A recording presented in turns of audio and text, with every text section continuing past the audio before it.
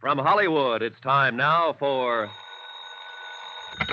Johnny Dollar. Don Wilkins, Johnny. Trimutual Limited. Oh, hi, Don. Thanks for the Christmas present. Well, just don't take out the cork near an open flame. Yeah.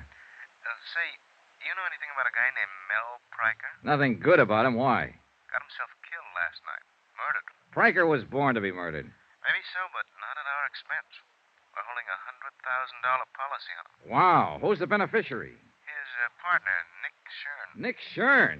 You picked a fine pair of rats. Yeah, I know that now. The New York police are holding Shurn, but they've got no evidence. Go down there and check it out for us, Johnny. If Nick did the killing, we're off the hook. Any witnesses? One, apparently, the hat check girl in that nightclub of theirs. What's her story? I wish I knew.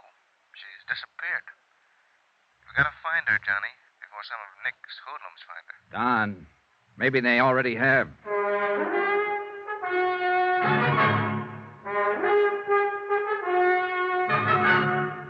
Tonight and every weekday night, Bob Bailey in the transcribed adventures of the man with the action-packed expense account, America's fabulous freelance insurance investigator. Yours truly, Johnny Dollar.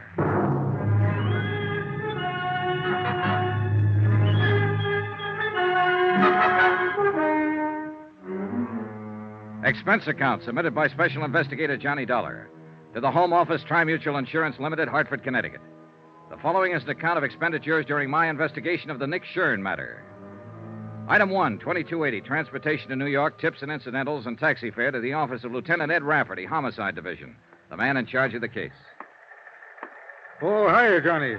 How have you been? Not bad, Ed. How's the homicide business? Terrible. Did you look at that teletype? Shoplifting. 5 complaints right in a row. The week before Christmas, that's all we get. Shoplifters. Mel Priker wasn't shoplifting.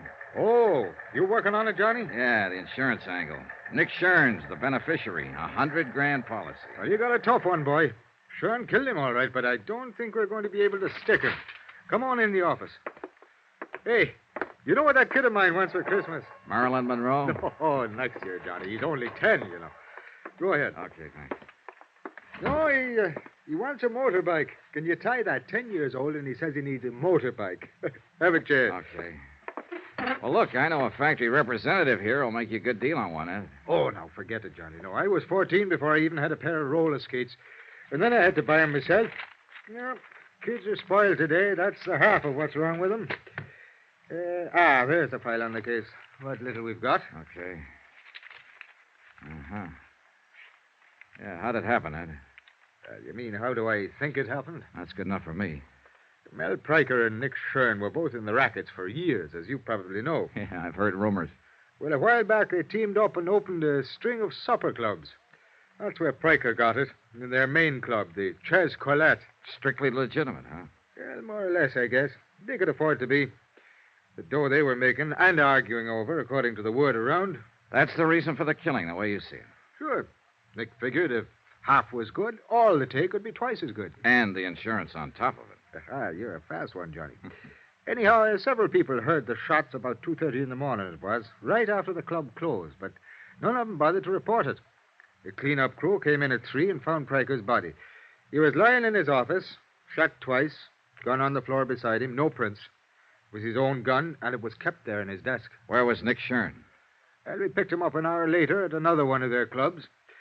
The manager was with him, and, Benny Stark. Now, he used Benny, yeah, I know. Trigger man for Nick's mob in the old days. 15 years overdue for hanging. That's our Benny.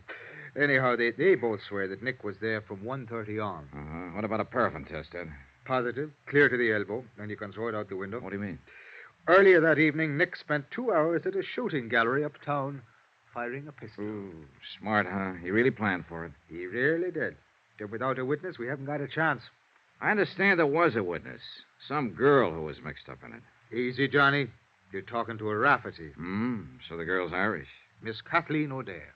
Old country, back 3 generations. County Kildare. Then naturally she's as innocent as a newborn babe. Naturally. Then how does she figure?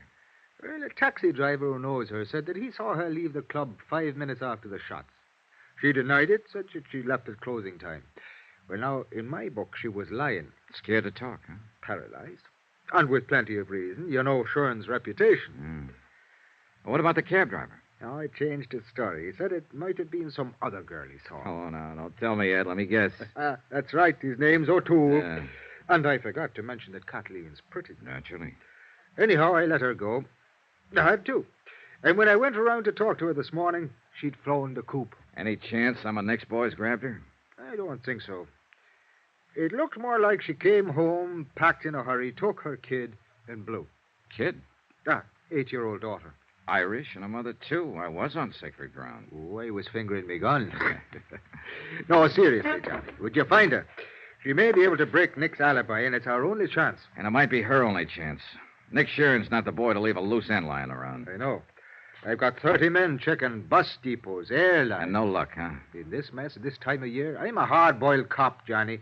I've got no Christmas spirit. I'm glad it only comes once per annum. Well, there's not very much to go on, that's for sure. I'll see what I can turn up, Ed. Check with you later. All right, that's fine. Oh, by the way, Johnny. Yeah? About that friend of yours. What friend? The guy with the motorbikes. How would I be getting in touch with him? Oh, yeah. His name's Ralph Sterner. He's in the phone book, office in the Mackley building. Hard-boiled cop. Well, the kid's only young ones. Yeah, sure. Now, you find that O'Dare girl. Find her, keep her alive, and get her to talk. How long have I got to find her? What do you mean? Nick Shurn. How much longer can you hold him? Johnny, he was turned loose an hour ago. So that was it. A lot of maybes, a lot of questions, and a lot of pressure. A job to be done and done fast. Find one Kathleen O'Dare, former hat check girl at the Chez Colette. Keep Nick Shurn's hoodlums away from her, and persuade her to talk. And 3 to 1, Nick was looking for her, too. He was free now, on the loose, and he might be anywhere. Only the way it turned out, he wasn't just anywhere. He was in one particular place. Johnny, Parked right smack in front of the precinct station. over here, Johnny. He was sitting in the back seat of a sedan, and his trigger man, Benny Stark, was at the wheel. Been there a long time, hasn't it, Johnny? About 5 years, as I remember it, Nick. It was that warehouse robbery over in Queens when you got away with $40,000 worth of furs. You've forgotten. I was acquitted on that one. Oh, yeah, I know. After they pulled the only witness out of the East River, his feet in a bucket of cement. Just coincidence. I never seen him before. You've seen Miss O'Dare before. Sure I have. She works for me. She's a good kid, Johnny. So I hear. I wouldn't harm a hair on that girl's head. She'll be relieved when I tell her that. Get in. I want to talk to you. No. Sorry, Nick. I like it fine just the way it is. In the car, I'd be outnumbered. You got me all wrong, Johnny. I don't play that way anymore. What about Benny? Has he reformed, too? Well, if that's what... Benny, go take a walk. Yeah, boss, but... I said go take a walk. Okay.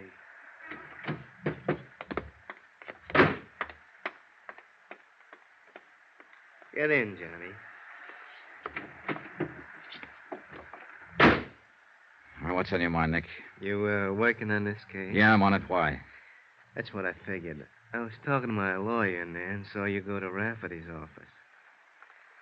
I guess the insurance company's going to try to welch on that claim. It's your Is party, that it? Nick. You talk. I got a better idea. What's that? You know, it's real nice out in Las Vegas this time of year, Johnny.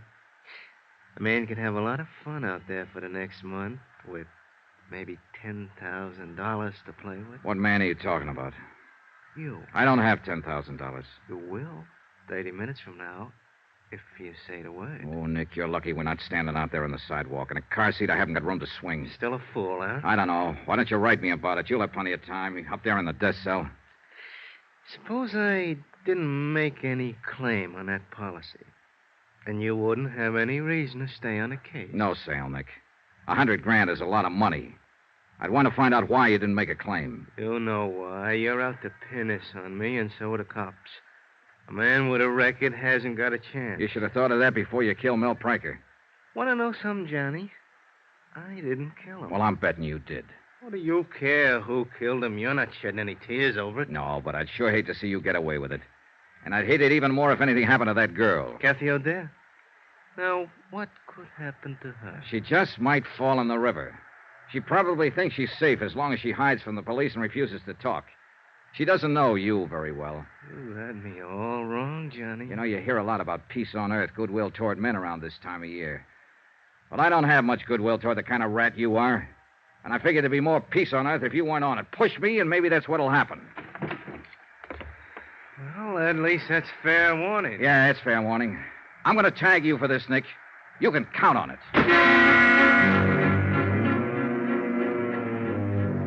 Expense account item 2, $2.40. Taxi to the East Side rooming house of Kathy O'Dare. I didn't have much hope of turning up anything. Ed Rafferty and his men had already been through the place inch by inch. But it was the only starting point I had. The landlady was out, and a uniformed policeman led me into Kathy's flat. I spent an hour and a half and got nowhere. I went through her mail, bills, advertisements, casual notes from men she'd met at the club. But nothing personal, not even a postcard. There were no pictures, photographs of Kathy or her daughter anywhere in the flat. She made a clean sweep, then left in a hurry. And obviously, she didn't mean to be found.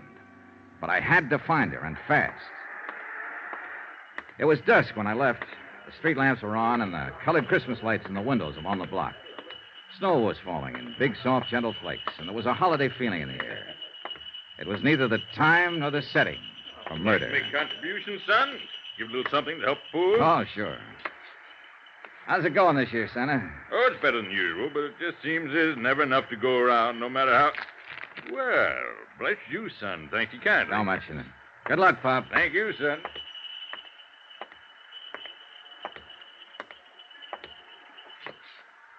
Well, the city ought to clean the streets better. I've been waiting for you. Sorry, Benny. It's not my day for punks. Got some friends who want to talk to you. Start walking, Johnny, down the alley. It's dark down there. Start walking. This ain't just my hand in my pocket. It better be, Benny, with 2 cops standing up there on the porch watching. What are you talking about? There ain't no cops. I smashed him in the mouth and knocked him flat. Followed it up and kicked his gun in. I got it. He rolled over, came to his feet, and rushed me. I was hoping he would.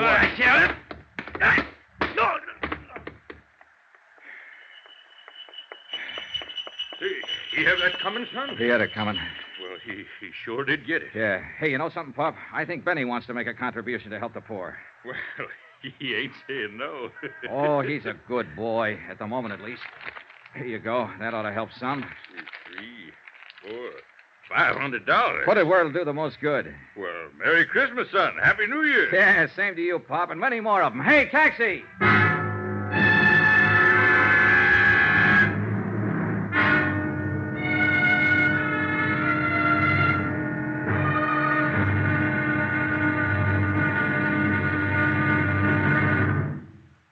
There'll be another intriguing episode in our story of the next Shurn matter tomorrow. Tomorrow, an old lady with a broken arm, a shivering girl, and bullets in the snow.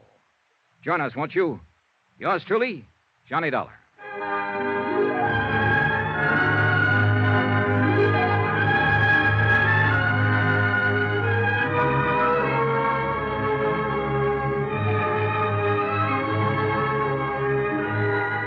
Yours truly, Johnny Dollar, starring Bob Bailey, is transcribed in Hollywood. Written by Les Crutchfield, it is produced and directed by Jack Johnstone. Be sure to join us tomorrow night, same time and station, for the next exciting episode of Yours truly, Johnny Dollar. This is Roy Rowan speaking.